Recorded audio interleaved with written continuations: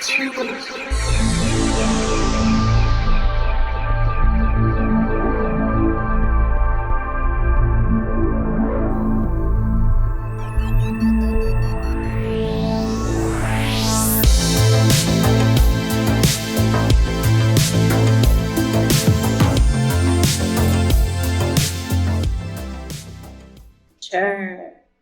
Hi, everybody. Thank you. Thank you for bearing with us, and thank you for being here. We're excited. This is our finale. Not that Stella won't be back. I'm sure she'll be back. But this is the final part 4.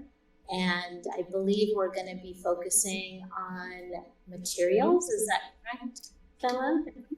Today it's Blender.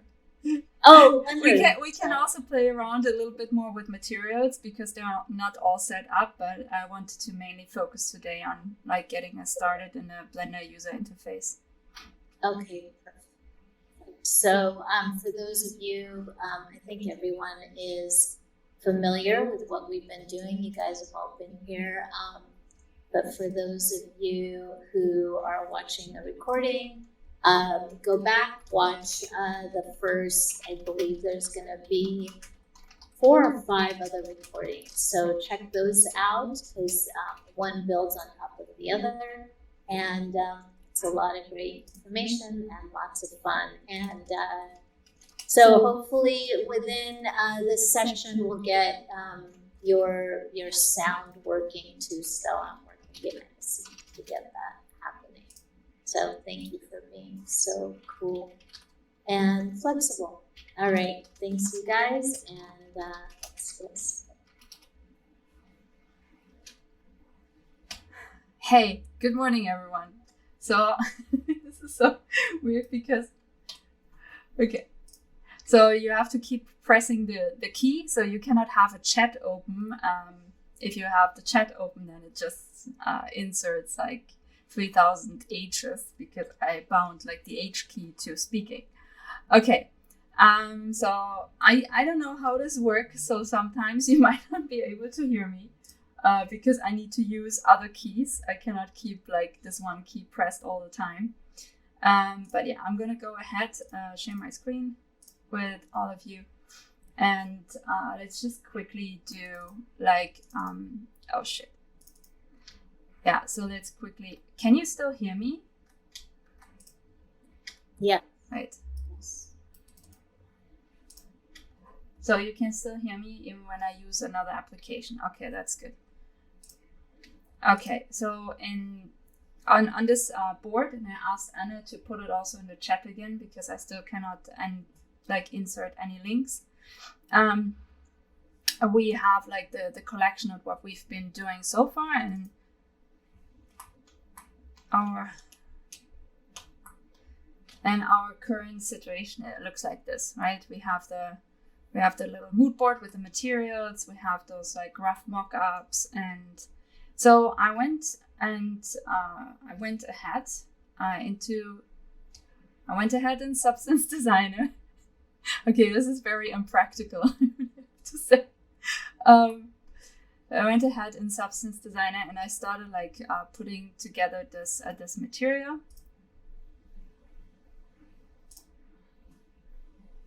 And yeah, we have to like let's do this. Let's do that. And so here we are. I cannot do this. Like I have too many keys I need to press. I just can't. This is impossible. I'm so sorry. Hello, Stella and everyone. Can you hear me? Yes, we can hear you. How did you do this? I don't know. But I had to change to the mobile, and then I just clicked on where? Well, I scroll up, and then I have some options. So people, if you are on your mobile, just click on the settings, like the speaking settings, and then the first option you will see, it is called like activation, like microphone activation or something like that, and just click there and change the push to talk to the other, and that's it. Can you hear me? Yeah, and on mine it's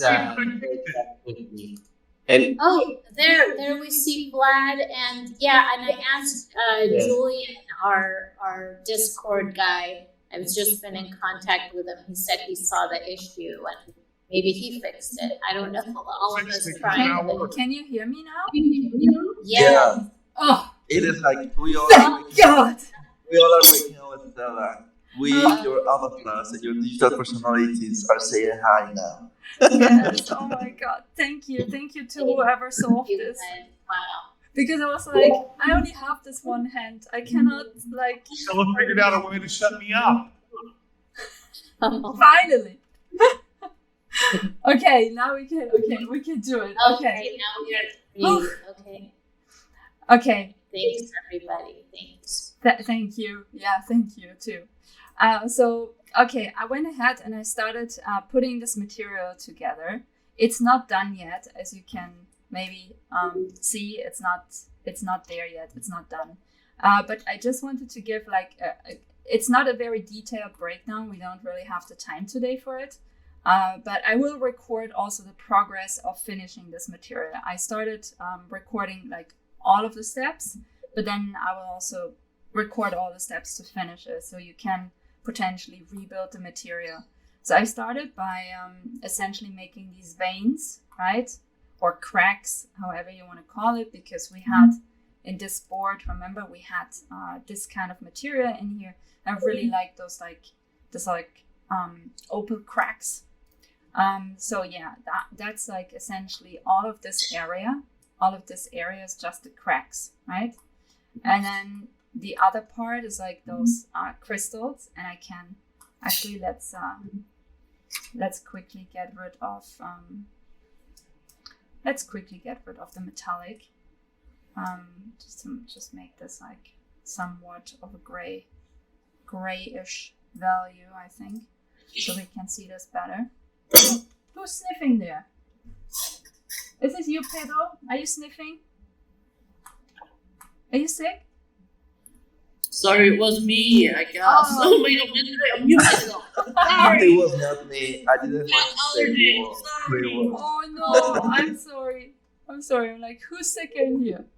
Okay, and the second part of the material is essentially all of these little crystal shapes that come from mainly from this material. And you can see there's a lot of work missing because we need to get in those really tiny crystal shapes to make the material complete. So this is probably another day of work to get this done. So we will not focus on that today, but I just wanted to show you the actual materials are also in the making. So I'm gonna get out of here now. And I also promised I would show, and let's just quickly open the actual garment file, because that is roughly finished. I know it's actually finished. The only thing that is missing is the right materials. So should be able to have a look at this now. And I just wanted to quickly show you on how to export, because I wasn't sure if everyone knew that. So yeah. I don't know if you guys remember from last time's session, but I also put in the main board in here. I put how you can install the dust to Blender bridge manually, right? Because I heard you guys in I think the first or the second session, you guys told me that you encountered difficulties on the automatic install. So if you follow this tutorial essentially, and those other resources, then you will be fine. I did this, it works perfectly fine. So I recommend, if you encounter trouble, to just use this as a workaround. There's always a workaround, just generally saying, there's always a workaround. If you hit a roadblock, don't get discouraged, right? There's always something that you can do about it. Most often, you're not the only one who's ever encountered this specific problem So Googling it, like I would say 95% of times it really helps. Okay, so this is the current garment. And you can tell immediately, yes, the materials are not the right ones, but I believe they will serve us well for this session. And so I will go ahead and just export it as it is, and also maybe do a bake first. So for baking, let's go to the UV editor, and you can already tell, like, I'm a sucker for for making the layout already in here as like as bakeable as possible, right? So I recommend after you've like roughly finished, I usually keep it symmetric if it is symmetric, but otherwise, like I just go ahead and do the major layout thing here. So the only thing that I change, so we get like to use more space, is this these two pattern pieces really. All the rest I left as is. So from here, right? So usually it comes up like this, and the only thing that you then really need to do is say, so it's a right click, fit all UVs to 0 and 1, because I usually just use one tile. You can use like a tile for every material, but it's not really necessary unless you want to go crazy with this for some reason. But everyone their choice. In here you can bake your texture maps and ask questions. So if you're confused about any of this, right? Opening up the chat again. Sorry for missing it. Also, good morning, everyone. Good morning, Gabi. Good morning, Heath. Good morning, Zoe. Good morning, Anna. Good morning, Paula. Told you I'm a nerd for organizing patterns. Wait. Okay, and let's save those textures, right? So usually I make a separate texture. I always bake the UV maps in here, right? I never not do it, but I rarely use them, to be honest. But just in case you need them, it's So I usually call this 4K texture maps MD to Blender. This is like a standard naming. Don't judge. It's just like it helps me remember stuff. There's too many files on my computer. I usually bake it at 4K. You could do 2K. Who cares, right? But like usually that works just fine. And then so finish baking. We can close this, and I will go back to the 2D pattern window. And select everything and go to File Export, OBJ selected. Let's go back to our lovely folder. And I've already exported this, so, I will just double click and say yes. So what I click in here, right, is like, sometimes it can be really confusing, and honestly, different projects require different settings. So for example, if you want to use your garment in game, forget thickness, please. Okay, don't do this to your computer or actually to the Unreal Engine. It's not nice to do this. So thin. Sorry, the machine is saying maybe Natalia, you could please help us. GM, oops, I tried to get into Milanote and it says that I don't have permission. I use my typical login help.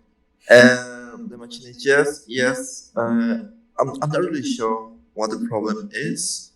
Oh, you cannot access maybe it's something internal. You guys cannot access this? So you should be able to read it with this link. I can send the same link again to Anna, but I think she only copied my link. So. Yeah, can you either put it in the chat or send it to me, and then I can. Yeah, I tried putting it in the chat. It's just. Oh right, you can't share. Yeah. Okay, so DM me. Yeah, I DM'd you again, but it's the same link. So I'm not sure why, if I send it to you, you get a different link destination apparently. So maybe. So the machine is yes. Maybe it's your account, your own account, the personal account that you're using. That's maybe the problem. valid thing. But sorry, Stella, for interrupting. No. Just continue. It's all good. Anna, worst case, go to the board, right? Because you have actual access to the board, and essentially do what I did and go on share and say enable read only link, this one, and copy this link. I don't think it's their fault. What's their name? The McKean is Jess. I don't think it's your fault. I think because I see this is a different link than the one that I sent to Anna. It might be that Anna has to. Yeah, let's hope this one works. So I did that. Let's see if this. Let's hope it works. Okay, cool. But we will figure it out in case it still doesn't work later on. Okay, so we're selecting single object, right? And in our case, thickness, because, well, we want to make nice renderings. We are not trying to make this a game-ready item right now. I'm still gonna export all of those. I'll probably delete them later, but usually I don't care. Then the scale has to be set to meters because Blender works in meters. Generally it works in a metric system, but specifically it works in meters. So whenever you open Blender and you see those tiles, those like sections, this is like 1 meter by 1 meter, right? Just to be aware of. And yeah, and then you can export. So it's going to export now. And also something that I did, and I showed you already last time, just one more time to visualize this, but I remeshed this whole garment to, oh great, you're in. That's good. That's nice. And oh, it's good to know thick shouldn't be checked when exporting for games. Yeah, for games or also for Arendelle Chateau, I exported everything in thin because it doubles your poly amount, and you don't need it for gaming, you know? There is like no real need for adding thickness to the garment. Okay, just wanting to like quickly visualize this here. So you see how I quad meshed the whole garment, and the reason for that is because Blender doesn't like triangles too much. So by remeshing this down here, right, just this click button, and it takes forever, so I'm not going to do this now again. But by doing this, you actually get a very like cleaned up mesh. You know, you could go in here manually and fix like all of these little areas, but also you can just ignore them. So this is what I choose to do. Okay, that said, let's go in here, and I already imported Candid.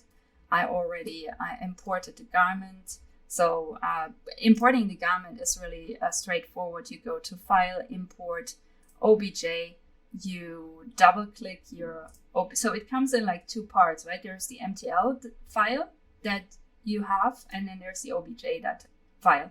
So you click the OBJ, import OBJ, and you will be fine. Just comes in at the right size and everything. That makes sense.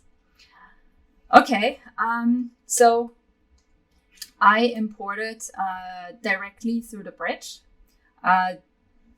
It gives me like two things that are like really powerful. So one thing is it comes already with a complete texture setup. So there is no going back in and, you know, fiddling tons of times with the textures. So that's one advantage. And the other advantage is obviously that you get this rig. So let's say you're not happy with the position this avatar is now in, and you want to change that, then you could actually reanimate the whole avatar in Blender, right? We're not, don't worry, don't stress out. We're not going to go into that now. Just wanted to make sure you saw this and you know about it. So I'm going to import the garment again because change the texture slightly. So let's just do this quickly and hope everything goes well. I'm always stressing about importing and exporting stuff. I feel this is like the most stressful part of all of this. importing and exporting between different formats. So I cannot wait until they finally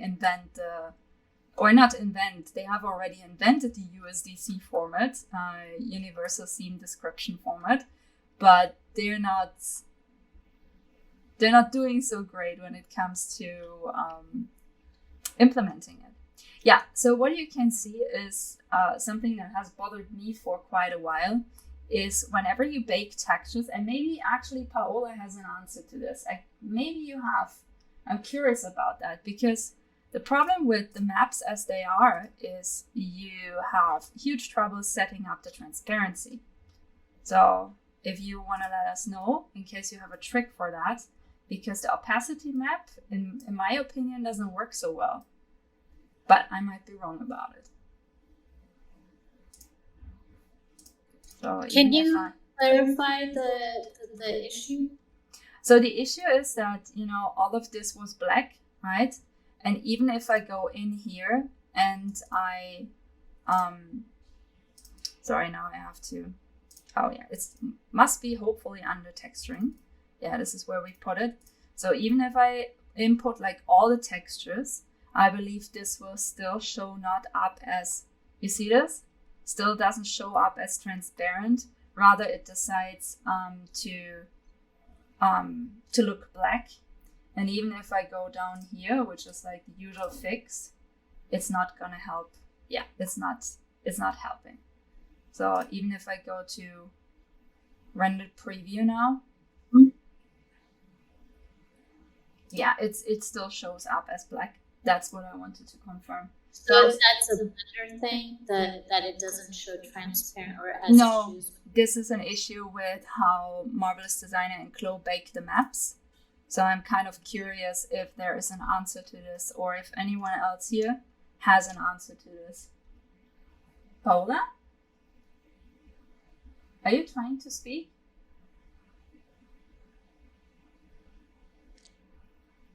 Hello? Paola is trying to speak, but she cannot speak. Hello? Oh yeah, you're back! Woo! The post to talk function again. Yeah. So I always do it manually in Blender. Like I do it like you showed me Yeah. the other day, but now I don't have an answer for Chloe. Yeah. I just think it doesn't work. Yeah, I don't Yeah. think so either. Okay, good to know. I thought maybe you encountered like some magic trick about this. Okay, No. before we thank you. Okay, so this is the whole import thing, right? But then I really wanted to show you a little bit on how to work in Blender. I think that's actually fairly important. So I will quickly set my screencast keys that you can see now here on the bottom left. So you know what I'm pressing here, okay? Whatever I press, you will now see what I'm actually doing on my mouse and on my keyboard. Okay, that said, there are a few basic things that I want you guys to know, and I'm just gonna mute all of this so you have a better idea, right? So when you open Blender first, you actually get a cube in here. So let's just quickly put this in here. You get a cube. I believe you get a camera in here.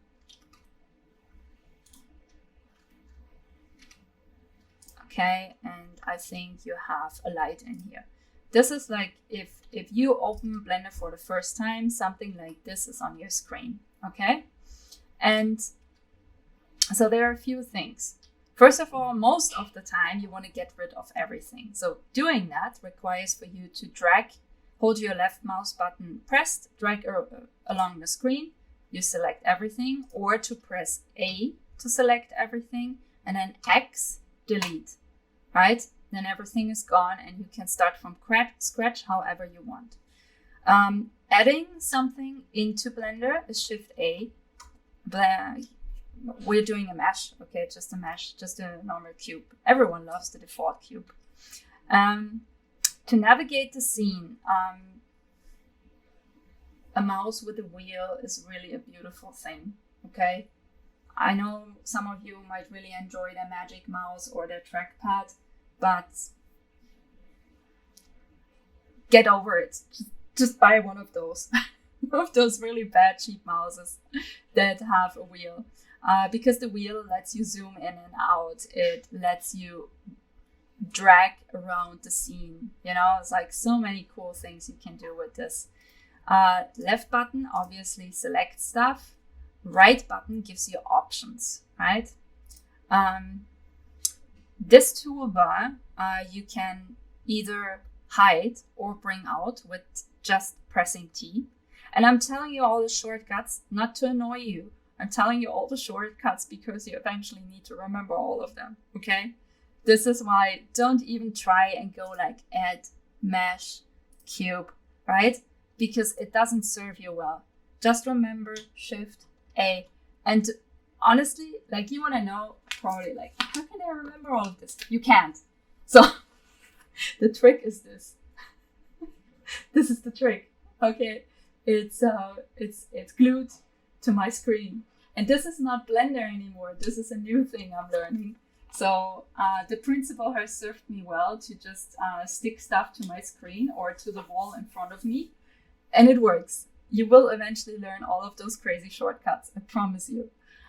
Just how it will take a while.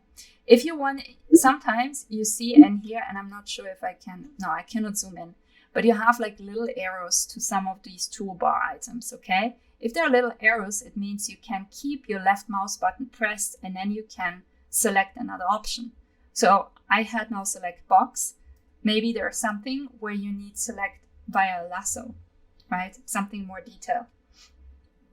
But we're going to go back to this. Then there are all the transformation tools, but the transformation tools also don't use them. Rather use them to remember which are the keys you want to press. So selecting something and pressing G like grab can move your stuff, okay? Right click to let it go to the original point. R lets you rotate stuff. And S lets you scale stuff, okay? Those are really important. And then there's one other huge difference. So this here is called object mode. If you go on your tab key, you enter something that's called edit mode. And edit mode has 3 internal modes. Vertex select, which is like these little dots. Okay, this is a vertex.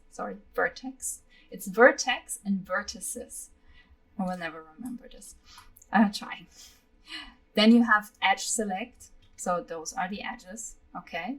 And the same keys apply here. It's G for grab, R for rotate, and S for scale. Okay. Same keys. At least that's something they got right. And then there's face select. This is face select. Okay. So those are really important to remember, and you switch between edit mode, which we're in now, and object mode with your tab key. Okay, this is how you do it. Okay, this is, I hope I'm not annoying you. Like, if this is like, you already know all of this, please let me know so I move on to something more exciting. Or are you good with this little user interface? I think these tips are great, even if we know. I mean, I don't know, but I'd imagine, it's a good thing. Okay, good. And so, okay, what's the reason for that? You could say like, okay, but I'm using Clo. I have a rendering engine, so why does this even matter, right? The reason why this matters is because Blender has 2 rendering engines. It has actually it has 3, but ignore Workbench. As a fashion designer, you probably never use Workbench. You have Eevee. Eevee is a gaming rendering engine. It's very similar to how stuff gets rendered in Unreal Engine, for example, right? And it's very fast. And then you have Cycles, and Cycles is a physically based rendering engine. And physically based means really physically based. So it tries to render all the materials that you input as if they would be in real life. So you can already tell this makes hell of a difference to your materials and how your materials are getting displayed. And this is why Blender even matters, right? Blender doesn't matter in like the larger sense, but it matters if you want to output high quality textures on your garments, right? And if you want details in your garments, really make them show and take a lot of control on how you show them. And and you can obviously do a lot of crazy cool shit in here, right? You can add particles to your garments. You can add, we have, for example, something we need to add is, for example, in here we have made like literally everything in Marvelous Designer, and I was really trying to, but like this upper pieces, these here, we don't have them yet. Neither do we have this emblem for her forehead, right? So those pieces, we still need to make them. And well, a good way to make them is if we make them right here in Blender. So what I'm going to do is I'm going to download this one, because here we have the whole. I'm sorry. Thank you. Bless you. Thanks. We have the whole emblem down here, so we're gonna use this one as a reference. And good. Okay, so I'm gonna get rid of this now. So as I said before, X, and you will be able to see whatever I do here. Before I move on to getting back to Candid, is there anything at all you want to know about the user interface of Blender or Blender in general? I will give it like a few minutes so you can type or open your microphone or whatever you prefer. Are there any questions? If anyone doesn't have a question, I have kind of a random question. Just when you said you can use particles, are you going to show us how to use particles in? Like, it looked like maybe the hair had something like sparkly in it. Oh yeah, I mean, we can do that. Sure. Yeah. If Why not? it's not going to take away from stuff, I think it would be kind of cool. Particle systems can be tricky, to be honest, but I've been playing a lot recently with geometry nodes, and geometry nodes give you a lot of power over particles. So I think, yeah, we could definitely try that. We can also do some other things. So yeah, by the way, up here, maybe this is something I should explain. You have like all of these different tabs, and I suggest you just leave them there because they are set there for a reason, and they're really good. You know, this is it's a really good solid setup. So there's literally no reason other than trying to be an individualist to get rid of them, right? They will serve you well. So I see. Yeah, there are no other questions. You guys are sure, right? Okay, cool. Then let's go ahead with this. And okay, I just realized the outfit is in the stasis part. Okay. So yeah, we need to get some stuff sorted out. The first stuff we need to get sorted out is definitely the shading of the materials, right? As we said before, this is not looking so well, so we need to figure it out.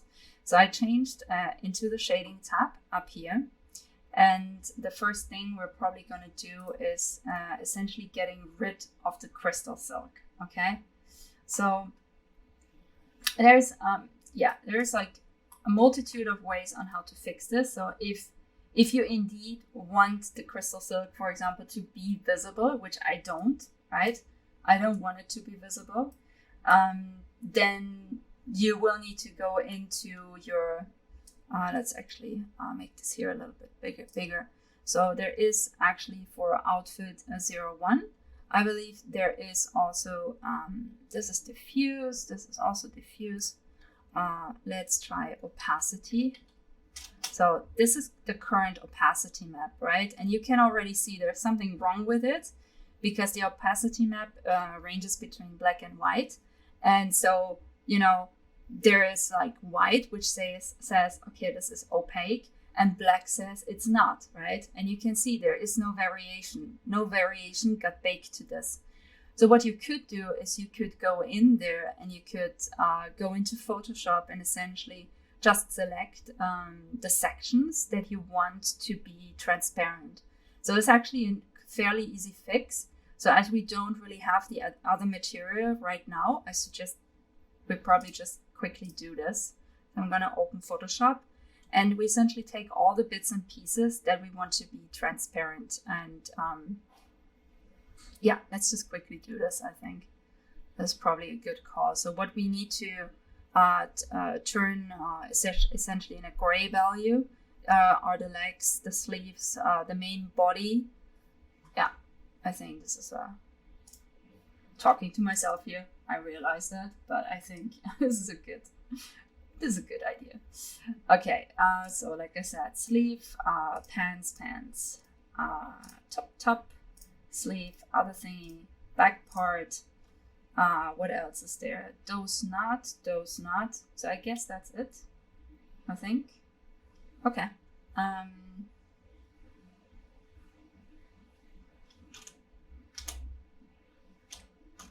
I'm just duplicating those, I think, because I'm just gonna duplicate. Oh, sorry. I decided to duplicate. Or should I? I should, I think. Yeah. I shouldn't. I realized I shouldn't. Okay.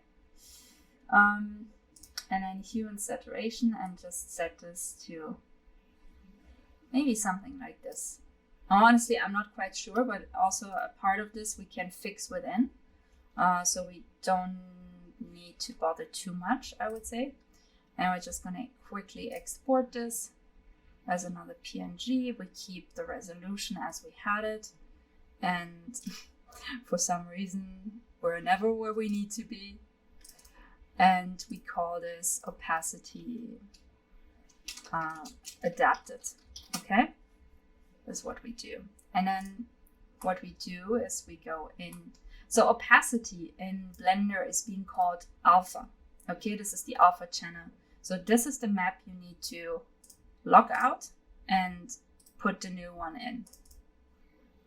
So I would think this should, yeah. So now we actually have a decently transparent crystal silk.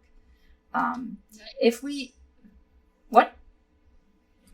Nice. Beautiful. It can happen. So if we want to fix something else, for example, the curve here is quite flat, right? Because we put in just one other value, but we can actually play with the transparency by switching it up with a curve node, RGB curve node in between. And then we need to wait a second until this loads, but we can, you see this? You see how this becomes more or less transparent,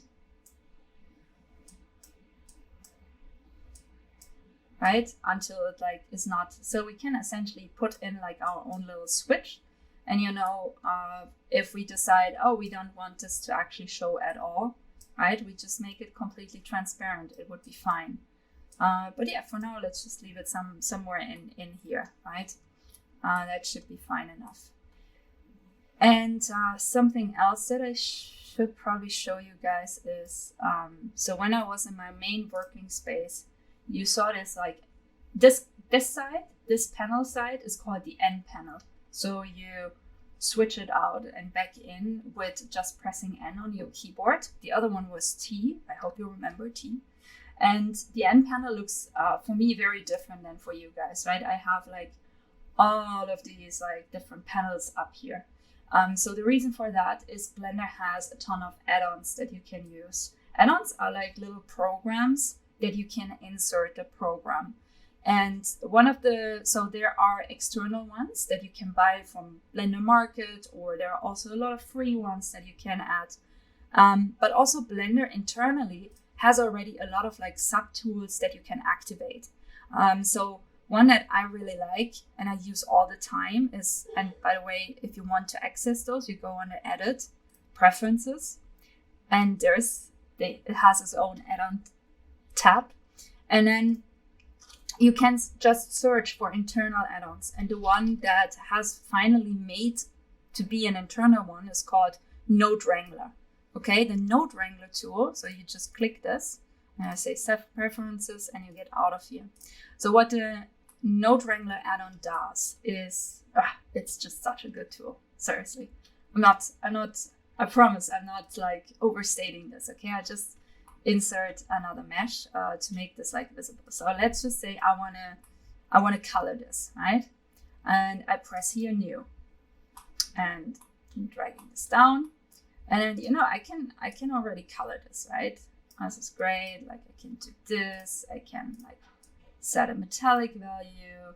I can make this all the way shiny. There's a ton of things that I can do with this. But now I want to add a texture, okay? And adding a texture, let's just go to my downloads, see what's up there. And in my textures, so maybe you would just take this one. You can just like drag the texture in here, okay? It just translates it for you. So you would do this, right? But then this happens. She's like very stretched out. So if you want to take control over this, right? The way to do this is by adding 2 more nodes. And instead of doing this with Shift-A manually, you can just click this and say Control-T, for example. And it sets those 2 nodes for you. And then you can, play with the different modes and see what it can come up with. The reason why this is actually not mapping right is because we have not yet unwrapped this. That's, an issue we will save for another time. But point is, if you want to add a texture like we have on our main garment, right? It needs a ton of different maps. So for us to do this in one go is actually by pressing also just 2 keys. So let's just make a quick duplicate of this, okay? Just to show you guys. And let's just get rid of all the materials on here, okay? Then we say new. And you don't want to drag in all of these different maps and, single-handedly connect them. So you just click on this map and you say Control, Shift, T.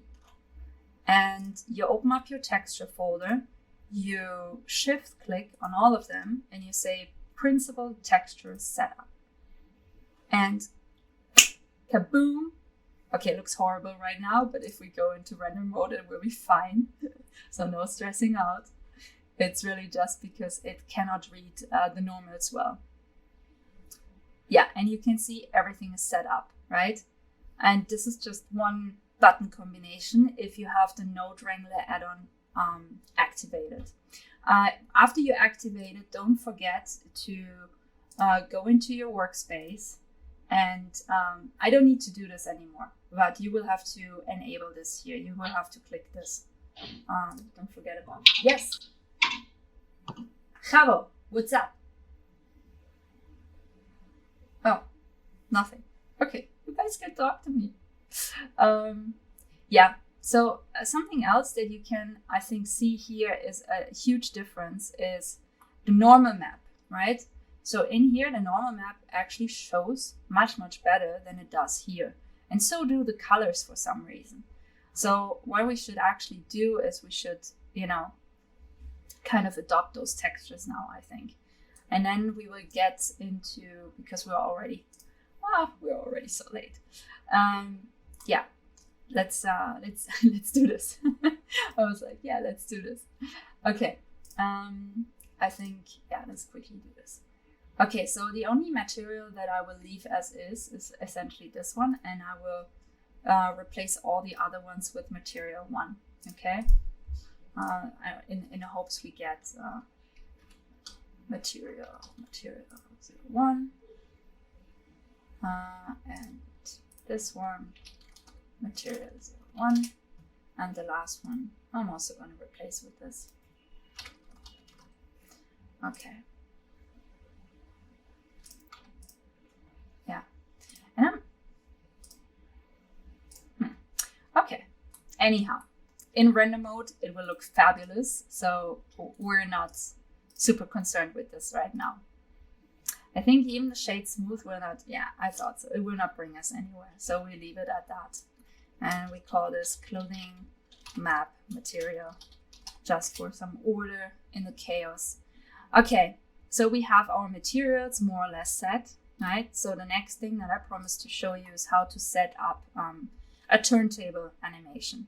So the way to set this up is you need kind of like 3 key ingredients, I guess. One is Shift A, and you need your camera, because without the camera, Blender cannot render shit. Okay, so we need a camera.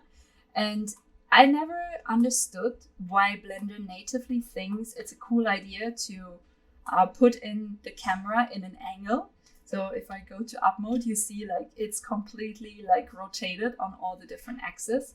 So by keeping your left mouse button pressed and dragging through all the fields down, you can actually select all of the fields and change it in one go. So we're going to set this to 0 like this. You know, the camera is actually how we need it to be. And by the way, I'm kind of like coordinating around the scene by using the numpad. Okay, these like numbers on your right side of the keyboard. If you have a big keyboard, they're very helpful. So 1 is front mode, 2 is like front bottom view, 3 is like right hand view, 6 is right angle view, 5 is, I have no idea what's the difference between 5 and 6. 4 is again side view, no one knows why. And 9 does essentially rotate between 2 different sides. So if you're on 3, right, it will go left, right. If you're on 1, it will go front, back, front, back. So 9 is super sweet. And then there's 7, which is upper view. So if you want to look from the bottom, you just press 9 again. Okay, we need side view, so it's 3 for me. And we're gonna drag the camera with G, epsilon, Y, sorry, just a little bit further out, so we get like more distance to our avatar, to candid. And we're gonna insert another thing, the second ingredient, which is Shift A, curve and circle, okay? And now the circle kind of is literally the circle that will help your camera drive around the avatar, okay? Oh, Paula, you remember the solution for opacity? Go ahead, unmute, tell us. Hello, can you hear me? Yes, you're on. Yes? Hello?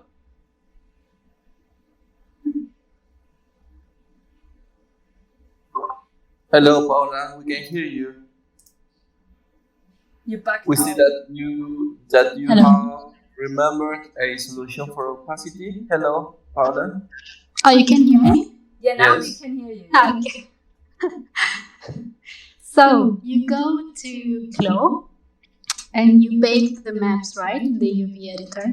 Yeah. And then the only thing that you have to do is to put the maps in all the fabric sections that you have. So you go to your fabric in the object browser and you insert the UV maps in the texture, in the normal map, in the displacement map. Oh, that was the workaround. Okay. Yeah, and then you just click on the little fabric icon next to your fabrics, and then it goes to unified map. And then you can export it, and then in Blender you can see right away the opacity. Oh my god. That's, yeah. And then it really doesn't matter if you do it in Blender or you do it in Glow. Okay, never mind. Yeah. Shit. Okay. But thank you. That's a good, Welcome. if people are feeling more comfortable with that solution, then, you know, that's a good point. Thank you. Okay. So, okay, like I said, the circle is going to help your camera to find like the radius in which the camera is going to circulate around your avatar. So I'm just going to scale this up, right? Until I think actually where we put the camera, it's a fairly decent position. So I'm just going to leave this. But now if you look from the upper view, you can already see that, you know, the resolution. And also if I go into edit mode, Not yet, but you can see the resolution is kind of like wacky. It's a little bit, it's not smooth, let's just say. So the way how to change this with an inserted curve is we go down here to Object Data Properties. And this little symbol already tells you it's a curve. If it's a mesh, it's like this little triangle. So curve. And then you can, I believe it's this, yeah. So you can pump up the resolution preview, but obviously also the render, right? And I think like maybe 32 is actually perfectly great. And yeah, cool. So, yeah, okay. So now we need to parent the camera to the circle so that the camera knows that the circle exists, okay? So selecting the camera first, circle second, we're gonna press Control P and we're gonna say follow path, okay? So if we do that and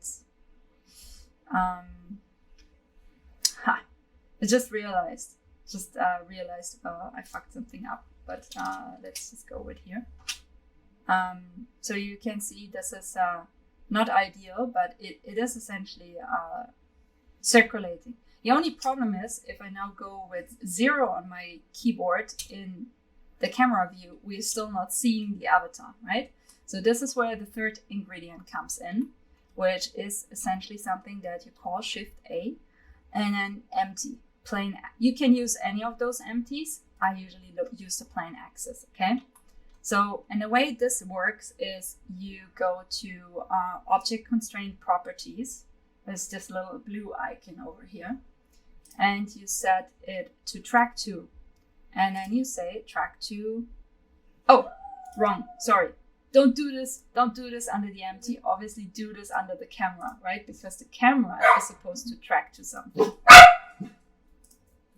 And then you can select the empty. And now my dogs are going to come out. Give it a second. Give it a second.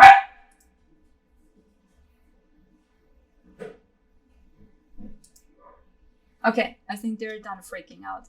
So now, actually, this is tracking, right?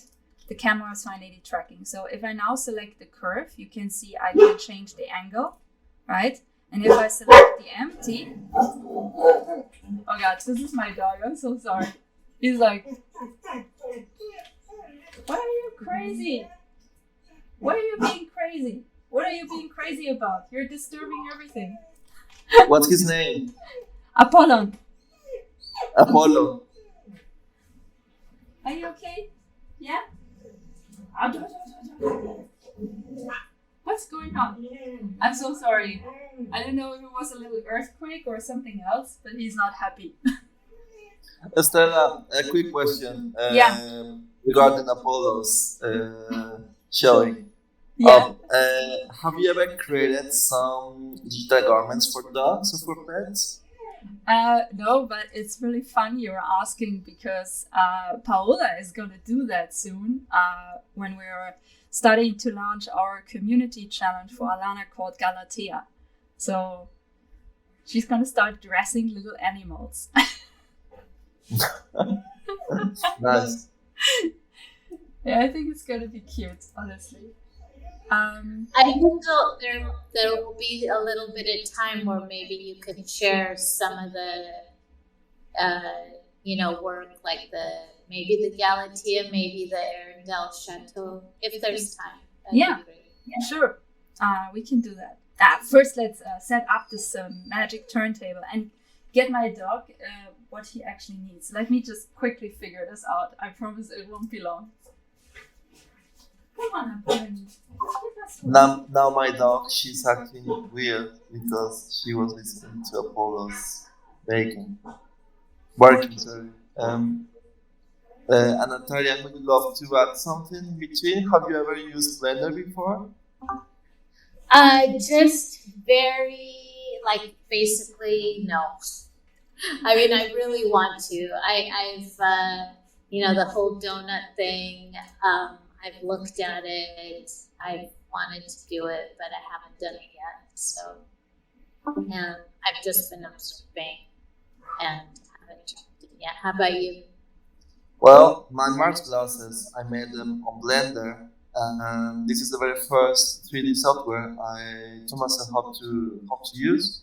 However, I have never made clothes, nor garments, nor like fabrics in here, so this is very new to me. Yeah, it's amazing, like Stella's just proficiency and how quickly she moves it. How long did it take you, Stella? I think you said a couple of years. Yeah.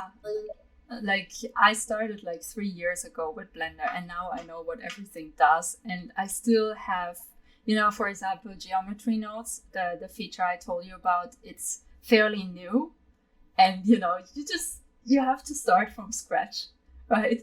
Because some of the things are the same, but then like the order in which you put nodes, and there's like I think 45 new nodes now in geometry nodes, so remembering what all of these different nodes do is just really hard, to be honest.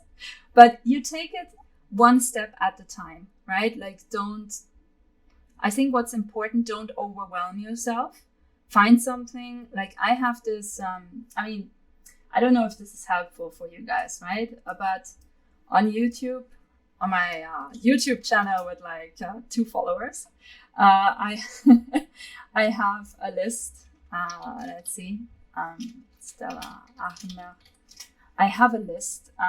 33 subscribers. It's really, you can tell I put a lot of work into this. I have 2 main lists, 2 main playlists. One is called Blender Helper, and those are all the tutorials that I ever followed, like in my life, right? Hey there everybody, and welcome back to yet another Blender tutorial. This one we're making Precious. Hey there everybody, and welcome. I don't know what was that. Okay. So point is, you can open this like playlist, right? Sorry for getting like this to play instantaneously. And it's like, oh, I just cracked the 1001 video. Okay, so it has 1001 videos right now.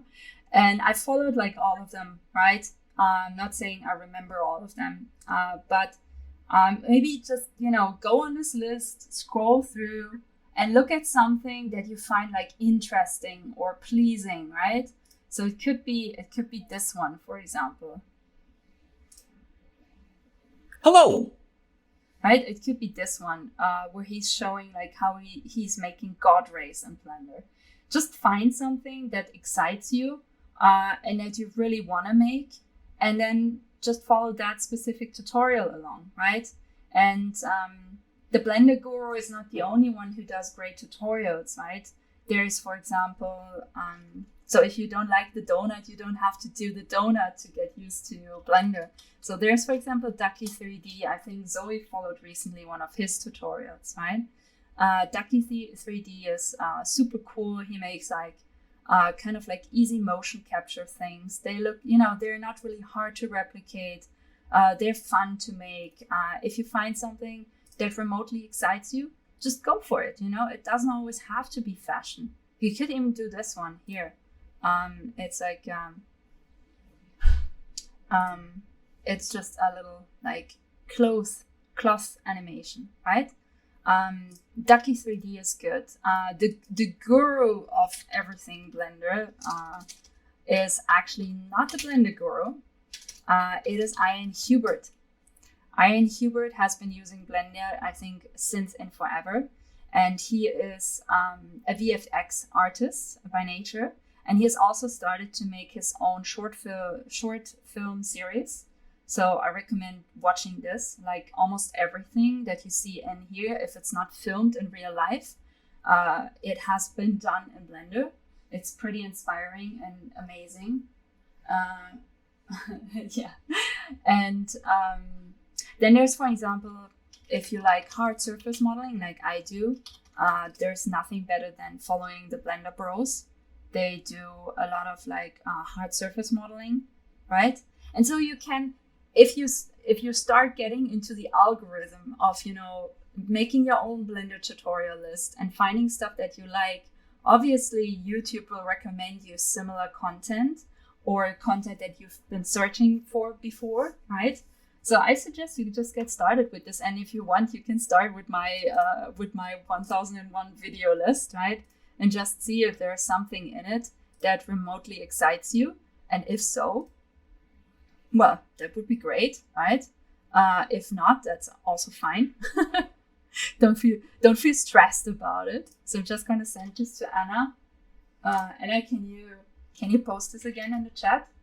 Yes, sure. And have you done all of these 1001 tutorials? I have not done all of them because they're like also. So another famous Blender dude is Captain Disillusion, I would say. Is it Disillusion? Yeah.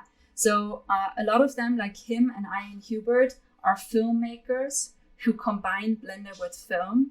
And since I'm not very eager to do that, but I like how they show also a lot of other like tips and tricks during the process. I have, for example, not followed these specifically, right? But I would say a good 60% of those I have actually followed. Yeah. And made them eventually. Just like the more specific and like longer ones, I would say I haven't.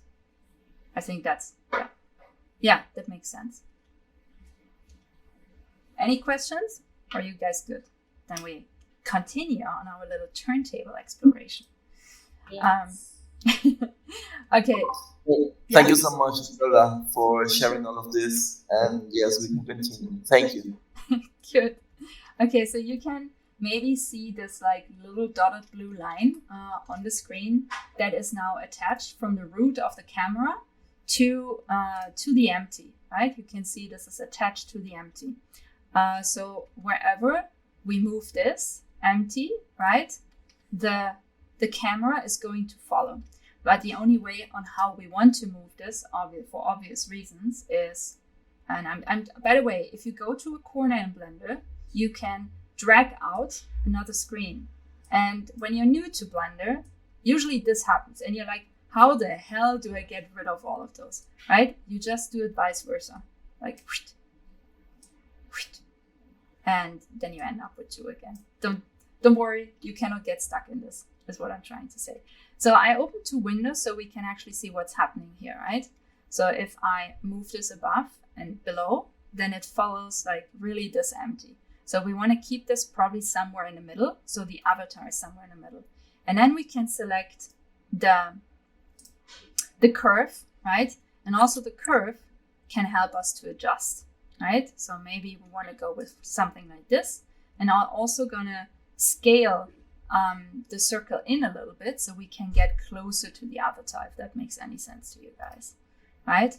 And now we actually get this like really nice turntable setup. And sorry for repeating, but I have to first apply the animation, just don't want to do it right now. Yeah, and like this, you end up with a full circle or a double circle turntable, however you want it to be. Just gonna wait. Yeah, something like this, I guess. And yeah, this is how you set up a turntable, essentially. I always thought it was already set up. I didn't know that you had to go through all the steps. Oh yeah, no, it's not a pre-set up. I mean, you could make this a pre-set up, right? You could save out a file that just holds essentially those like 3 ingredients that I showed you: the camera, the empty, and the curve. So the way on how to do this, I actually wanted to, good point, Anna, I wanted to show this. So if we open up a new file and you just want to make now this like turntable file, right? You can say file, append. And one of the things that's pretty amazing about Blender is you can append from all of your different Blender files. So it can be a material, an object, a curve, a collection, whatever you want, and you already have made in a different file, you can essentially append to another Blender file. So us putting here rendering, right? I open this file now, and you can see if I open this, it gives you like all of the different items. So actions, which is essentially animations, armature, brush, camera, collection, curve, Freestyle line style, never really used that, but people do. Image, material, mesh, node tree, object, and so on. So we put our camera setup into scene setup, which is a collection. And so I can append that to here. And voila, I have actually a pre-made setup now. Okay. And That's like setting up macros, so you can just grab it at any time and add it over and over and over again, so you don't have to continue to make them. Is that what you're saying? yeah, you can actually just append it from any other file. The only thing that you would need to adjust, right? So let's just put in some form of mesh. Let's just put in the Suzanne for now. So right now, if I go onto this, right, you can tell I'm not seeing what I'm supposed to see. I want to see the full Suzanne in here, right? And so the way to do this is then, again, adjusting, right? So you probably have to scale up your circle. You have to lower this, right? Maybe you go in a little bit again, and now it should be fine, right? But the point is that you will need to do some individual setup is what I'm trying to say. Yeah, Sure. but otherwise you can repurpose it. But once you know how to do this, it's honestly, it's almost as fast as just appending it from another file. Yeah, just saying. And also you might want to change other things, then it doesn't really make sense. Okay, another thing is, which we should fix quickly, is the path So it animation. makes sense to make a standard toolbox and just pull stuff out of the toolbox. You could do that, yeah. Well, I just was wondering why somebody hadn't done that. Oh, it is And already. everybody can grab them, Again, I'm being lazy and new and all that kind of stuff, but it just made sense to kind of do once and not duplicate work. So, like I said, you usually need to make a lot of adjustments because not all of your things are the same, right? So, and that means the more you repeat those kind of like simple tasks, like setting up the turntable, the better you learn everything, right? Because you're gonna practice Shift A, right? You're gonna practice on how to parent a camera to a curve. You're gonna practice on how to make something track to something else, right? These are they seem like bothersome little tasks, but those kind of repetitions is what will make you learn the software better. Thoughtless. They become thoughtless things that just happen without actual concentration. No, I see your point. But yeah, you could do it. And I'm being lazy and new, and I just need to learn the technique. No, that's No, fair enough. I've dealt with it in other things. okay. Yeah. Sorry, I'll shut up now. No, you're good. Silence, peasant. You back on push to talk. we won't. We'll not dare to do that. Okay, then one other thing is right now, this is set to 100, right? But our frames are being set, or we set them to 250, which is, a good length for a turntable animation. So I usually like to keep it at this kind of speed where people can actually see what you're doing or what you're trying to show them, right? And we can even go a little bit further in. And I think that's kind of like the last point about this. Lastly, you will need to set up some form of light. So right now, if I turn off the scene world and scene lights, you can see this is our actual light source. Our light source is nothing, right? So, hi Javo, good morning. So we don't have any light sources right now. So this is something we need to fix. An easy fix, and especially nice fix for everything fashion, are so-called HDRI images, okay? So HDRI images you can get for free. This is the good one. It's a really good one. So HDRI, HDR Haven is what this is called. Also gonna send this to Anna so she can put it in the chat for you guys. So down in here, you can download all of these different HDRIs. There's also a great free add-on. It's called Easy HDRI for Blender. but I don't want to make it too complicated. Let's just go with one of those here, download them and input them, okay? Well, I don't know. They're all pretty. But yeah, let's take the Studio Small 8, okay? And we're gonna do 4K. That seems reasonable. And we're gonna open this, show this in our folder. And okay, so the way on how to do this is go to your shading tab and also set in here scene world and scene light, so you get a realistic view on what is in your scene and what isn't, right? And there is no light in here, right? This is just a helper tool, but it's not actually light. So without light, no show, you know. Object, you set this to world, and you can see this is right now the world. So we could set this to white, but then what happens is just everything gets very like whitewashed essentially, right? So we don't want that either. So I'm going to delete this. I'm going to say Control T. Remember this from before, right? Because of the Node Wrangler. And we're going to open this up from downloads. Here it is. And I think we need to put this to generated. Yeah, I think so. Ooh, look at this. This is not great.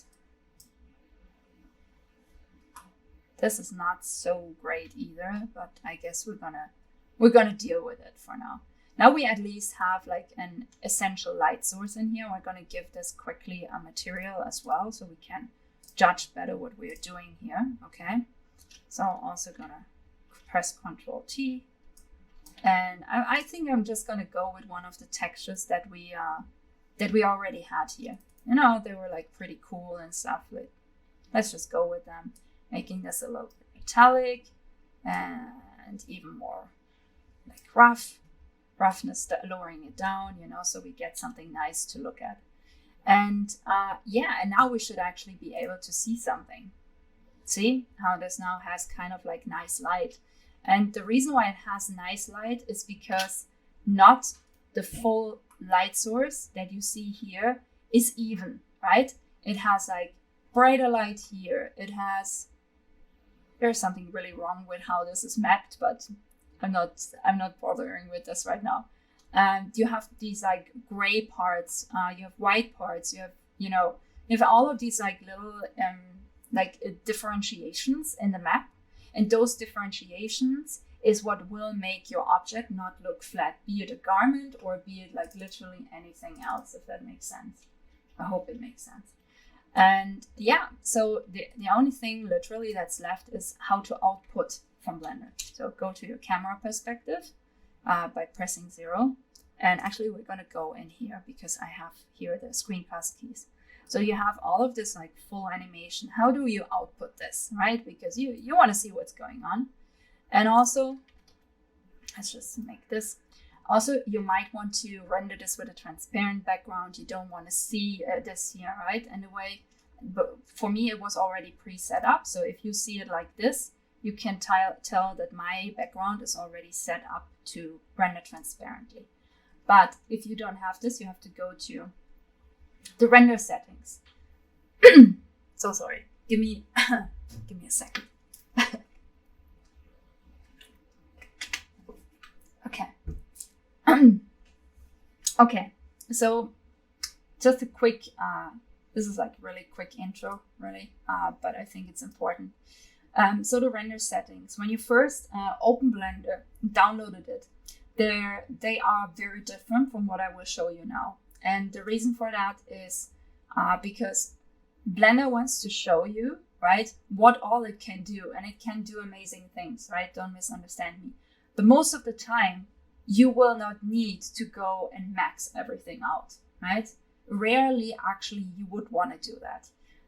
So for most of you who might be interested doing, NFTs, or doing like renderings for your Instagram, right? Instagram has a maximum resolution of 1080 by 1080 for square images, and for everything else, I believe it's 1920 by 1080. So meaning everything you will scale up above those values will actually force Instagram to try and compress it. And if that happens, it starts to look fucking horrible. So I recommend just sticking with those values in the first place. So my camera is already set up to these values under the output properties, right? So what I did is 1440 by 1440. This is because of a project that I worked for. But usually would say 1080 by 1080 and you're fine, okay? Don't need to overdo this. Also, everything else, it's fine. You can lower the compression. You don't have to, right? It's gonna look great. Yeah? What? Did you flash? You want to ask something?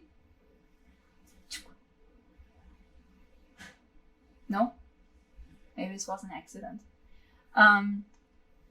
Okay, so back to the render settings. Sampling.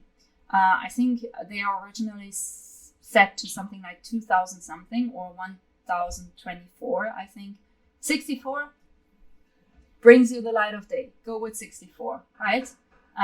This here, 128, you will be fine. You don't even need viewport denoise. Most of your graphic cards will actually not support this. So if your computer keeps crashing, you might want to uncheck those two, right? Then the light paths are very important when it comes to transparency and transmission.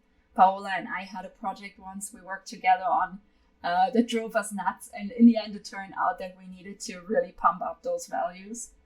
And then for the transparency, you go under film and you set this to transparent. So if we go in here, you can see transparent, not transparent, right? This is like a really great feature. And then under performance, this is already a high value, right? But I'm putting this in because I'm using my GPU to render and not my CPU. So the difference is if you're rendering with your CPU, you would want to set this to something really small, right? It could be like something like 16 or 32 per tile size. But if you're like me and you're rendering with your GPU, then the GPU prefers a bigger tile size, okay? That said, this is an add-on I like to use, but we're not discussing this today. Under color management, you actually get a lot of like interesting things to play around with. So you might want to try that if you're new to Blender. And yeah, and then you can essentially go into your output settings and decide what is your actual output, right? Do you want this to be just an image?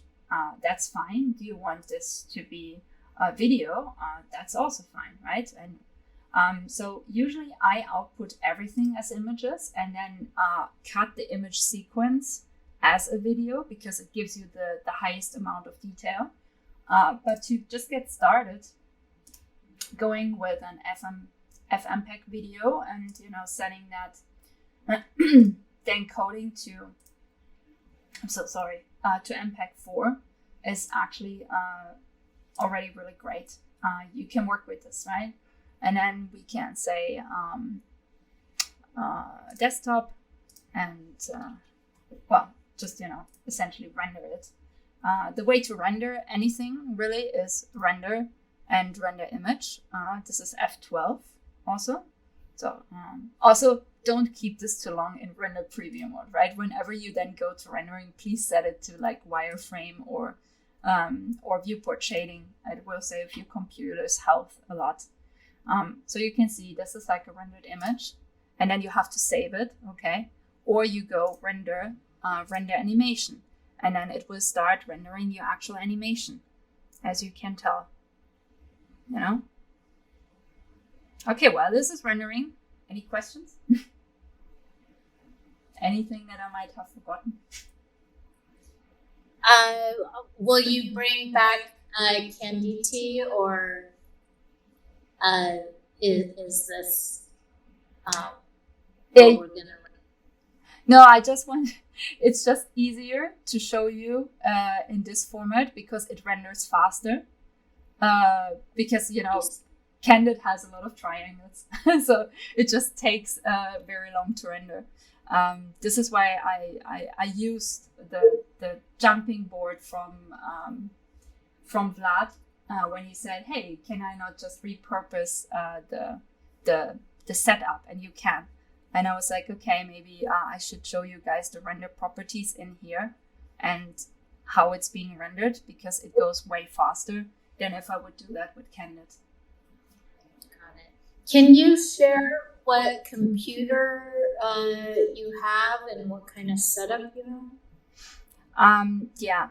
So I have a custom computer. Like every detail in there is like mixed up, because resources for these kind of things are not superb in Peru, and it's really hard to import parts into Peru as a normal human being. So I usually go onto computer markets and see what they have available, and then I start upgrading my computer piece by piece, bit by bit. So it's not a very reliable setup. But if you want to get started, right, and you need something mobile, for example, because I think also Paola is using something mobile, and I think gaming PCs are actually very, very good to get started with. So this is like my gaming laptop. It's looking really crazy, and I'm proud of it. And they're just this is an HP Omen, right? And the HP Omen it's a fairly good computer to get started with. If you want to stick to making garments, in my opinion. If you want to set out to actually make full environments, then that gets a little bit trickier. And this is when I recommend you have a desktop PC, because there's just, there are just so many more things that you can adjust manually. And graphic cards definitely matter. I think NVIDIA graphic cards are better than AMD ones.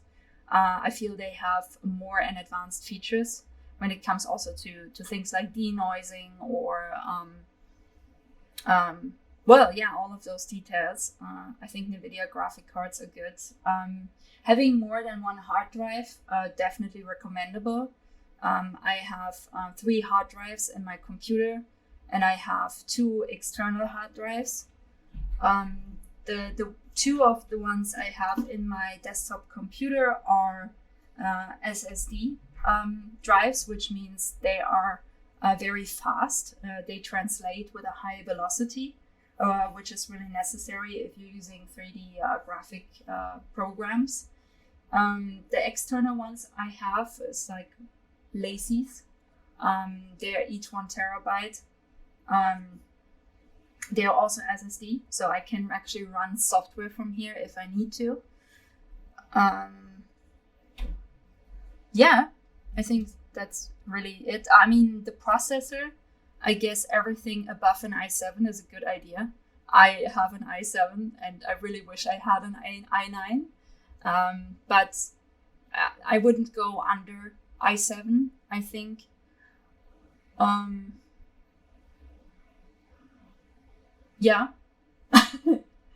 Does this help? Yeah, definitely. And Mac versus PC, do you have a... Okay, so I have to admit, I used to be such a Mac fan, right? Because Macs are just so user-friendly. I think it's the most user-friendly product that was ever built, probably. But the problem is that a lot of software just doesn't run as well on a Mac as it does on a PC, right? And I'm not talking like the main software, right? There's like, Zoe knows that. Zoe is also working on her Mac constantly. There is an option, right? Also for Blender, you can install it for Mac, you can install it for PC. But even though I really like Mac, I eventually transitioned to having a desktop PC because it just works so much better. There's just so much more things you can install and work with. Zoe says that for Unreal Engine, for example, definitely no Mac. And Blender probably works fine for now, Zoe, because You have to dig deeper, I promise. If you dig deeper, you will also run into trouble. What else? She's writing something else. What's she saying?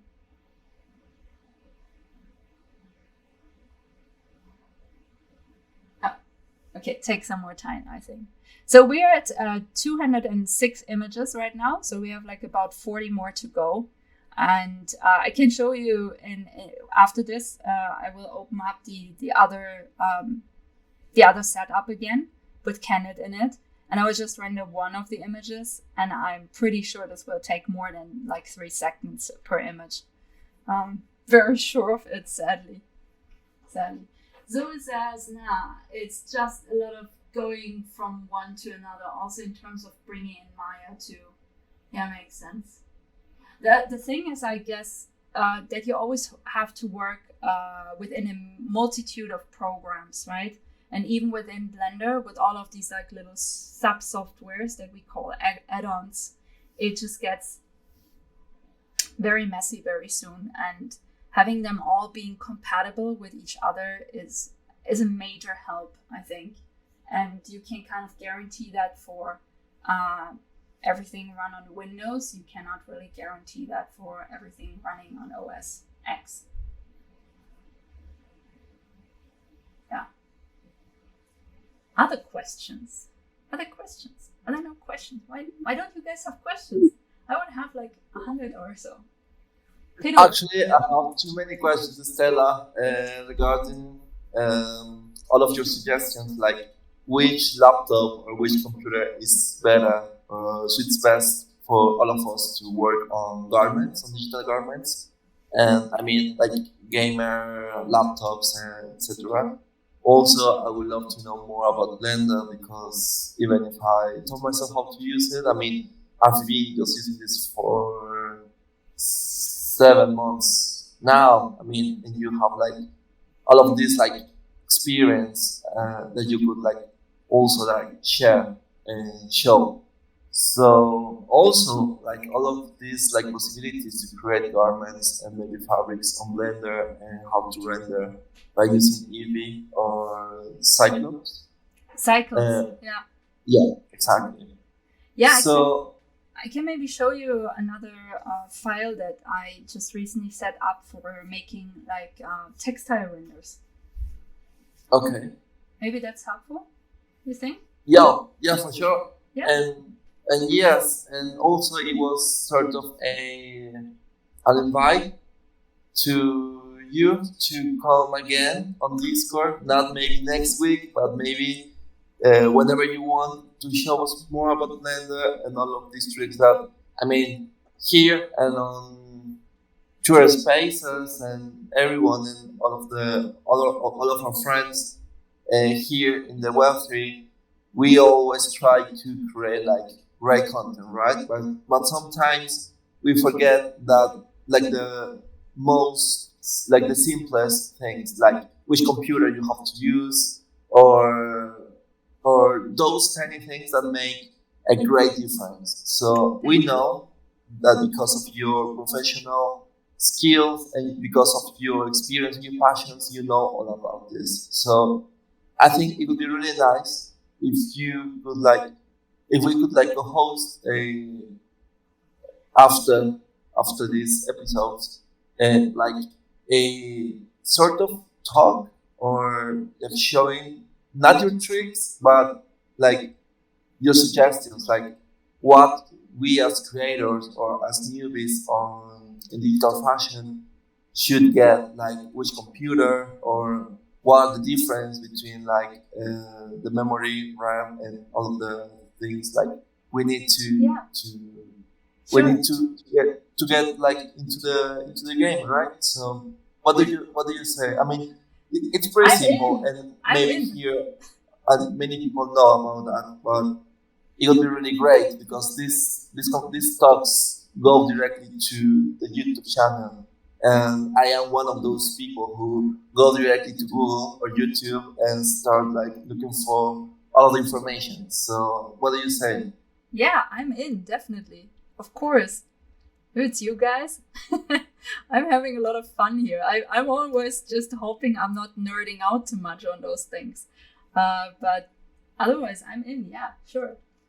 You are great, Stella, and you have the gift to communicate, and that's very important. Okay, thank you. Okay. Okay, I can just quickly show the end of this, right? Because we've rendered this. We have rendered Suzanne with a shiny, cute texture. So I just quickly wanted to show you that we did it. It's our little cute Suzanne, sparkling Suzanne. And you could set this up even more and go even more crazy. There's something that's called compositing in Blender, which allows you essentially to edit the output slightly. Not slightly, you could also edit it tremendously. But yeah, so it's a turntable, right? And I'm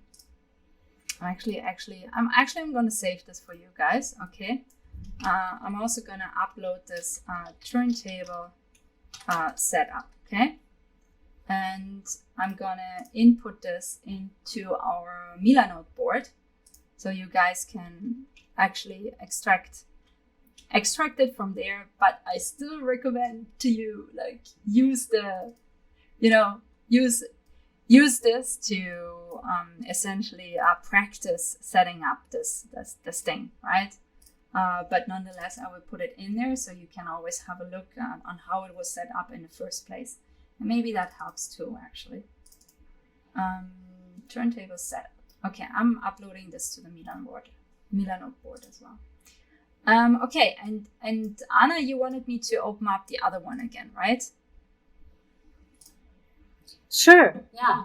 Okay, so let's just figure this quickly out, because if I think if we render this now, this will take so much longer than what we had in the other file now. But I might be wrong. You know, there's always this option where you're wrong about stuff. You're never wrong, Stella. No, I'm not wrong. I'm definitely not wrong. I can already tell. So you can see how it's calculating all the different resources that it's trying to render. And also, we haven't yet set our light in here, right? So this is something we have to do as well. But yeah, it definitely takes longer to render. I was right. And also, I wanted to show one more neat little trick is turning on statistics, right? So you can already tell this has almost everything in here together as almost 2 million triangles. That's a load of triangles. And if you ever want to do something for spatial, on cyber, right? All of these browser-driven things, you cannot get above 10,000 triangles per garment. I mean, you can, but it's not, it's not recommendable.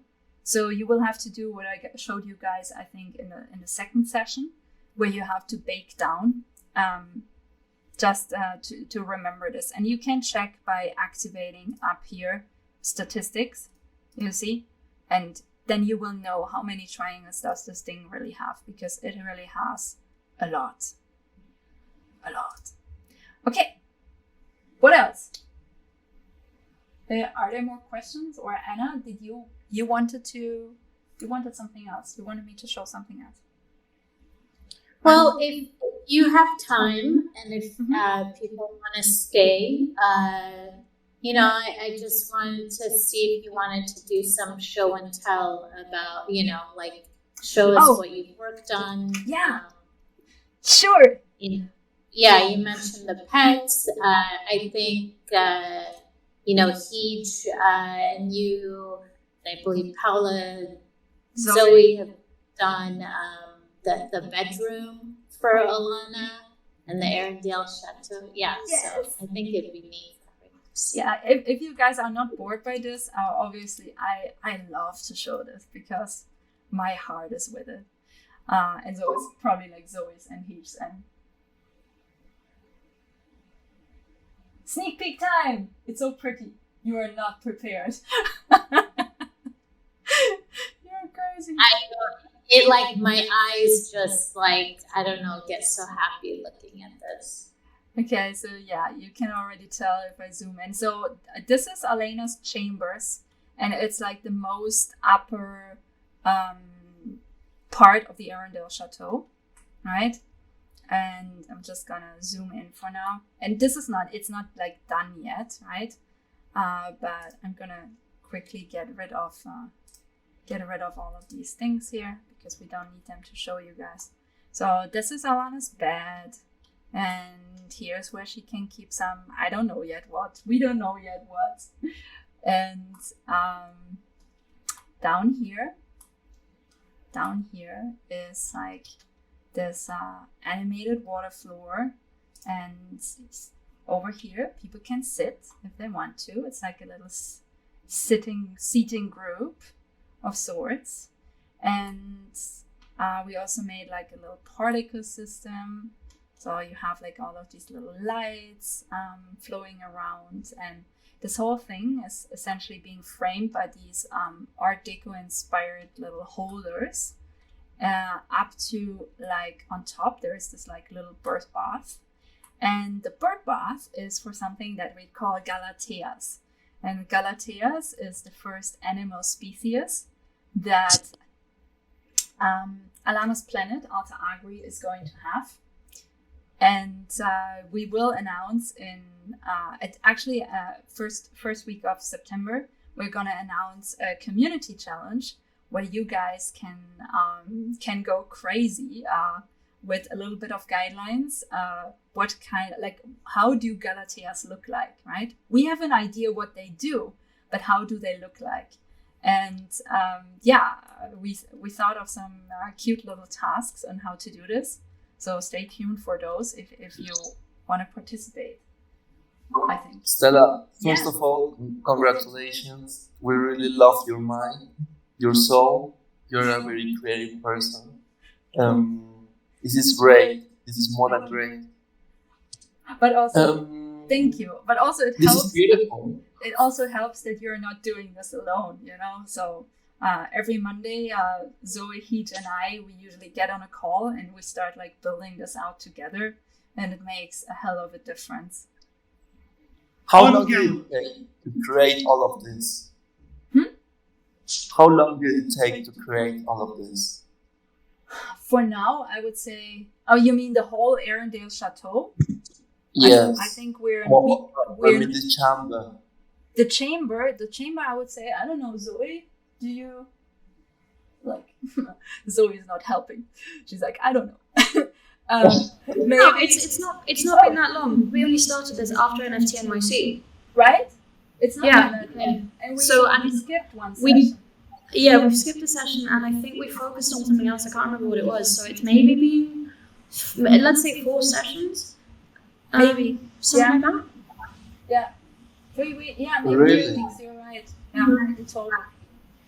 Like, and like, I mean, with mine as well, Pat joined us as well. So, you know, more creative input, which is both a blessing and a curse because there are so many more ideas of things. Oh, it's yeah. like, oh, there's more ideas. And then we're all like, okay, maybe we need to stop. It's But true. Wasn't Anna the one who had the idea about the secret lab? Wasn't it Anna? Because we were thinking of adding behind this tree, right? In the back of this tree, we're thinking of adding like a secret door that leads to Alana's secret lab, where she's making blockchain candy and stuff. Oh yeah, so maybe one more thing, if I can, if you allow me to show that, Pedro. One more thing is we're gonna launch on the 22nd of August. We're gonna launch our task journey page with a dab bag, and so there's like a bunch of tasks, fun tasks, and quizzes that you can do, and if you complete them, then you will be actually receiving an NFT from an NFT that refers to Alana's blockchain candy. And just wanted to give you like a little sneak peek. And actually, I'm totally wrong. I'm in the wrong folder about all of this. This is great, Stella. Could you please share the link on the Arcadia channel so we all can be part of this content?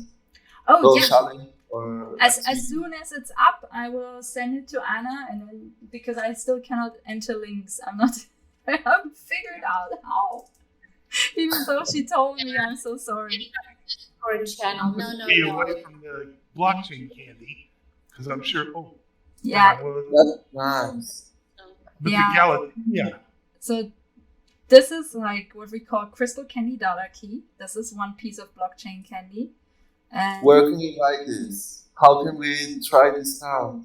I want to eat it. you I can wanna earn eat it. You can earn it by going through the Deadback task journey. Once it's up, it's going to be up on the 22nd of August. I will put the link in here on the 22nd of August, so you guys can go check it out and do the journey, and then get one of those NFTs.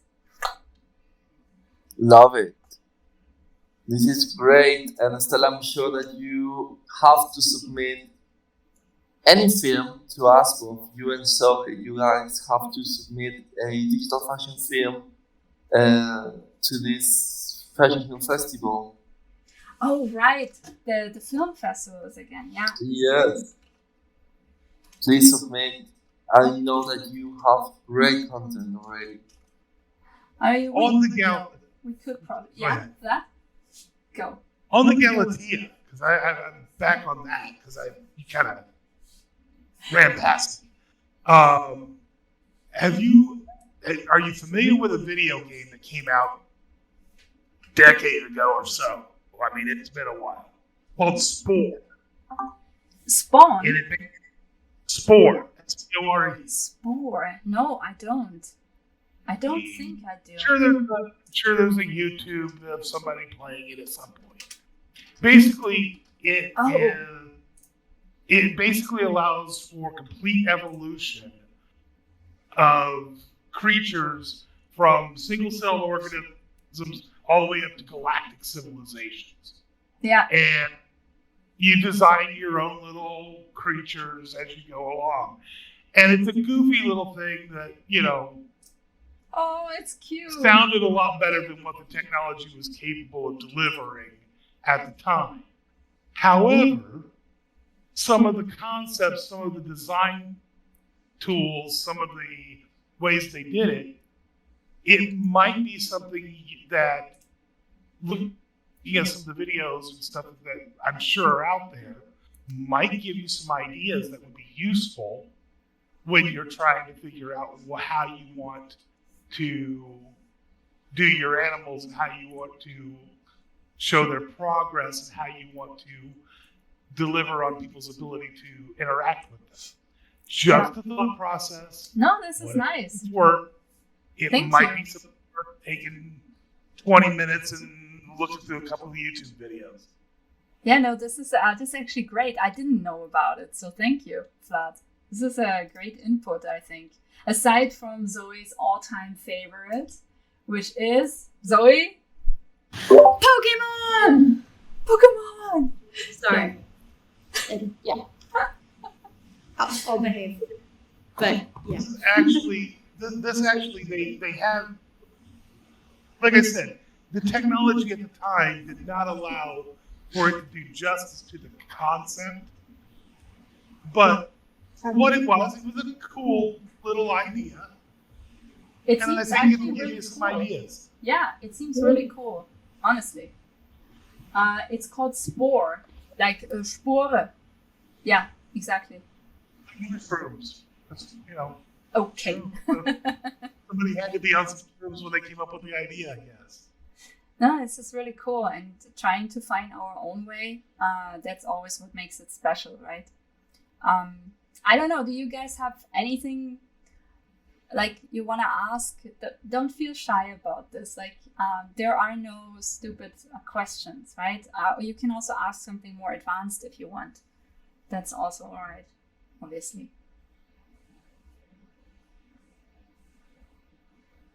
I got another question that's kind of off the subject a little bit. Yes. How hard is it to do, since we already have a plan put together, you and I, how hard is it to do a kilt with Blender? A kilt with Blender. It's not very Or is that hard. the wrong pool? I mean, it would be preferably you would use Clo or Marvelous Designer, but actually, No, that's fine. The reason I ask is I had somebody over in another chat that was demanding that she had kilts for her characters in her RPG, and she was all mad because she couldn't find anybody that had kilts. And I said, how serious are you? I may know someone, and I just left it at that. She hasn't gotten back to me, but if she gets back to me, I thought I might simply put the two of you together since I know somebody that has tartans already. Yeah. Just a thought.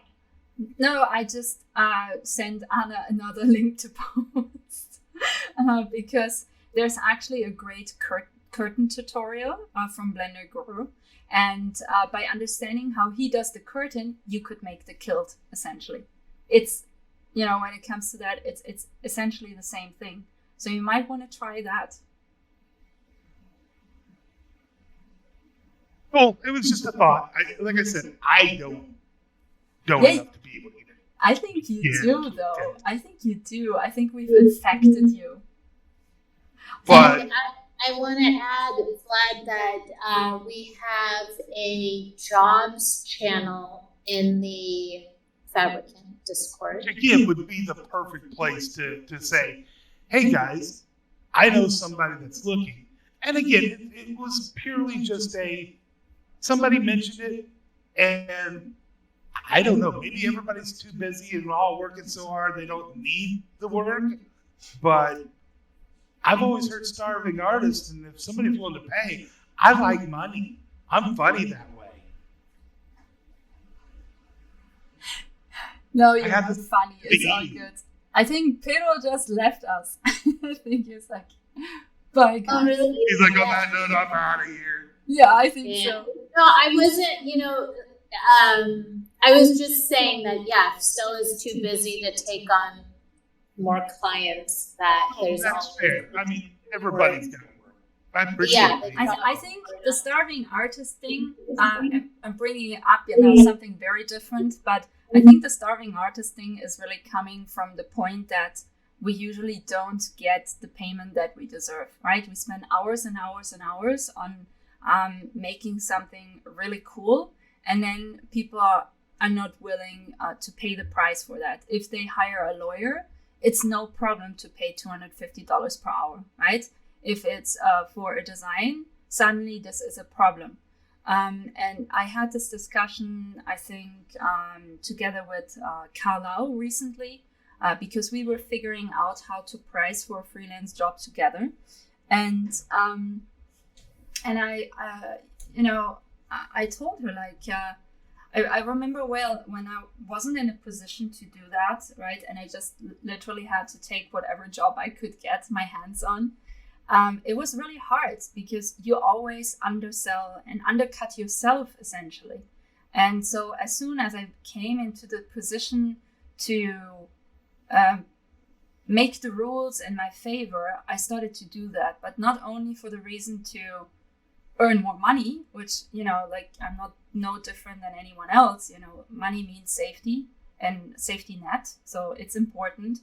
But it's also, if you're in a position to start making your own rules, you should, for the people who are younger than you and who cannot afford to do it right now, right? Because eventually we have to change things in Web3, and the change starts with us. So if we keep undercutting and underselling ourselves, right, it becomes not only a problem for ourselves, it also becomes a problem for everyone else who follows. And it's really important to, now that we have the option in Web3 to, actually, claim ownership and all of those things, it's really important to start doing this and start to establish a new narrative when it comes to those things. Right? I'm sorry, it's a fairly serious topic, and thank you, DigiFash, for appreciating it. But it's something that we, I think, need to talk more about. Like, what are your rates, right? Are those rates really rates that make you survive?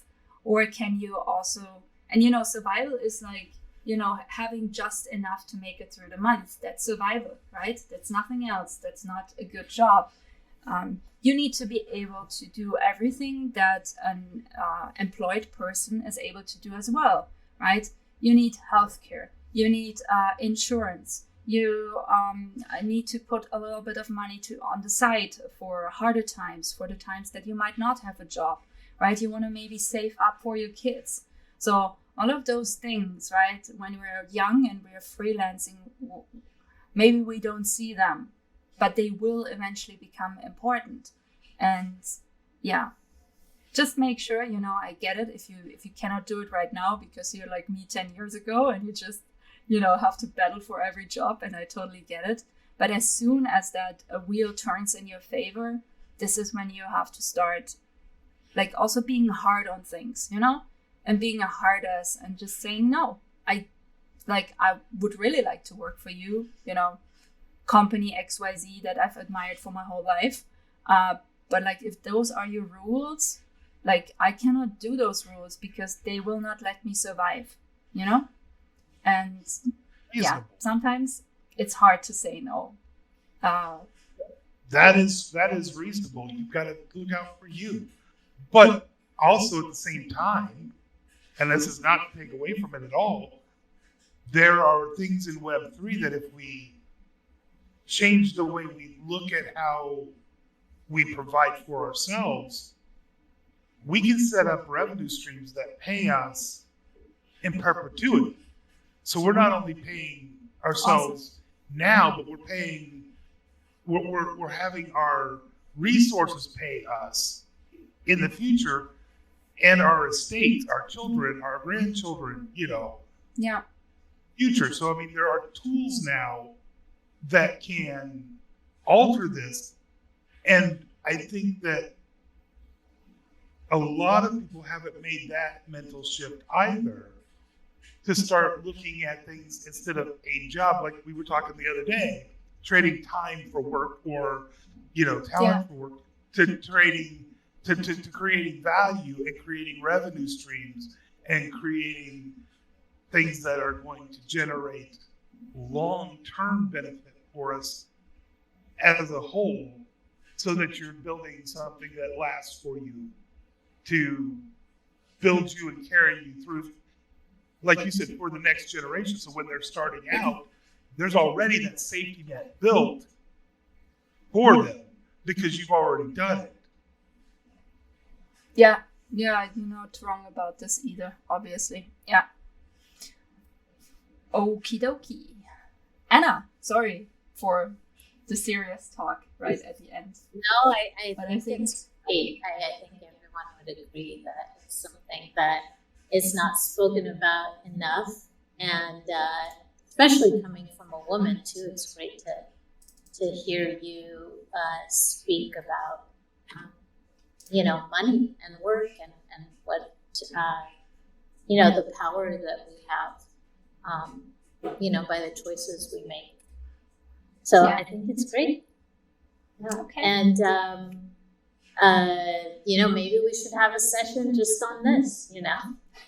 Also, Maybe we should. Anna, to tie it back to our constellations idea, and all of the digital personalities. One of your digital personalities could be your own internal financier, your own internal bean counter, the one who's making sure you get paid. Absolutely. I'm just saying that while that's what Stella's saying, is you have to have that person inside. Maybe it's time to digitize AI and algorithmize. Is that a word? I'll make it up. It's a word now. Vlad says so. Algorithmize that function so that it's out there and it externalizes and it tells you, no, you need to do this. So you have that external voice, not just the internal voice that says, look out for your business side. Make sure you're taking care of yourself, your family, your future, your legacy. Yeah. Just to tie all this together, because now we're talking, it goes back to the digital personalities, the avatars, the whole thing, just as we were talking before. So that way we can tie it all together and we didn't get off the subject. See how good I did that? Yeah, that was great. You brought it full circle. So on the inspirations panel this week, where the conversation is about digital personalities, avatars, personas, what the differences are, what they mean. So Vlad had some great insights. If you want to join the conversation, please, welcome. It's always fun to hear what you guys think, and together we can, I think, expand our minds. So yeah, come share your thoughts. But yeah, and the conversation was around having different avatars or personalities and multiple metaverses, and each one perhaps having its own identity or a different personality. But then what Vlad brought into the conversation was how, we all have multiple personalities within ourselves, and just kind of picking and choosing, is just a very interesting idea in the metaverse, kind of building our new selves. We're creating not just what our avatars look like, but how do they think and feel. And I mean, we're getting down to this today again, right? Because we're going to work today on Alana's branding, and we started with Anna and a lot of others from the team to really tell her background story. And yeah, I think you're right. It's people, as much as avatars, they're complex systems, right? So there's just not one nuance to them, right? There's a multitude of them. There are facets, and it's kind of exciting to come up with those for your own avatar, I think. They had a TV show, again, a couple decades ago, here in the States, that had a guy who had 4 people living in his head. And whenever he would be faced with a decision or faced with talking to a person, it would go to the 4 people that were living in his head and have them argue with each other over how he was going to react to the current situation. And it was a cute show. I mean, it was amusing. It was a comedy, obviously. But how many people can relate to that system on a, lighter scale, obviously? Well, all we're talking about with this is basically the same kind of thing, only instead of having the dialogue all internal, all muted, all muddled below the surface, bringing it out where you can get a better look at it. Maybe you might learn something about yourself. Yeah, no, for sure. It's also a good process of reflection. I agree. Kind of my point. And so I was just thinking, when you give it that way, you tie it in with the rest of the stuff we're talking about. I'm not advocating that it's necessarily a great idea. There are downsides, but it's certainly worth tossing around as a thought exercise. Yeah, for sure. I think it's a good idea. Have any of you? I actually had this question already last time. Have any of you yet started working on your own avatars? I was curious if I actually inspired or if I didn't. Maybe I didn't. Now is the time to find out who's working on their own avatars. If you don't want to speak, just put it in the chat. I'm curious. Connor, are you working on your own avatar? Heat, Paola, Daniel. Guys, are you gonna call me out? Not yet in Blender, but plan to. Okay, Kriegel, what up? I need settle for my novel. Oh, nice. I made a metahuman. I don't know if that counts, but it's a start. It's a start, yeah. I think that's great. Okay. One small step. But also the metahumans are really cool. I wish they would be more customizable, but like I think they're a really good way also to get started. And Jess and Peach, they're both working on the donut. The donut is great. I did Ready Player Me versions for. I did Ready Player Me versions for downloadable for book characters, and for my novel, my newest novel that's going to come out, so that you could actually download the main characters of the novel and run around as them in the metaverse if you wanted. That's also cool. Jess just said like Ready Player Eat a donut. So she's gonna provide donuts to your avatars. That would be fun. No, Ready Player Me, but Ready Player Eat would be amusing too. Right? I think that's great. Lots of right? Yeah. And Zoe says, still haven't made an avatar. Whoops. I don't think that's true, because I also saw you worked on a MetaHuman one, right? For your Unreal Engine course. So not entirely true. See, good point. What did you mean by metahumans not being more customizable? Because I think, I mean, as far as they look, can't you make them look like anything? We did a session. You can change a lot, right? But I still don't feel you have entirely the same control as in DAS, for example, or in Character Creator. I don't feel it's the same amount of control. And I've played with the MetaHuman quite a bit as well. There's actually an Alana version in the MetaHumans. I made an Alana version, so. Yeah, I was kind of surprised doing the MetaHuman for the first time not very long ago, how limited it actually was. Like, I've seen more customization in a lot of like games themselves.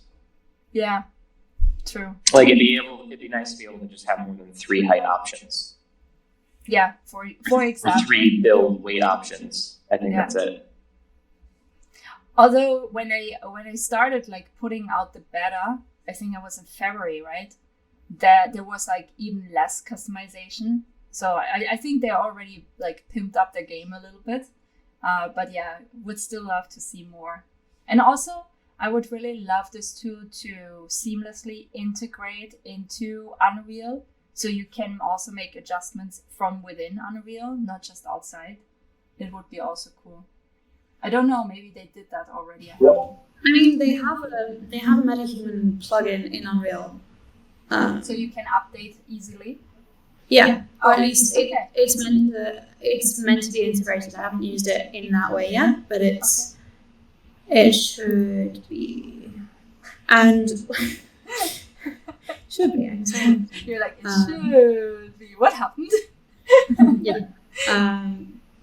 But no, I mean, also, if you download if at some point you download a different MetaHuman, like physiques and stuff, you will be able to get access, you'll have access to them. So you don't have to go in and kind of remake your avatar every time, but you can just kind of change the different body type, change the different, I guess the skeleton would then be the main thing that for height differences and stuff. But yeah, you can then order do that in there.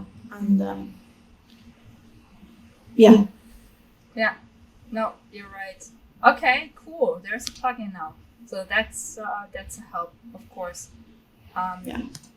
That's good. Okay.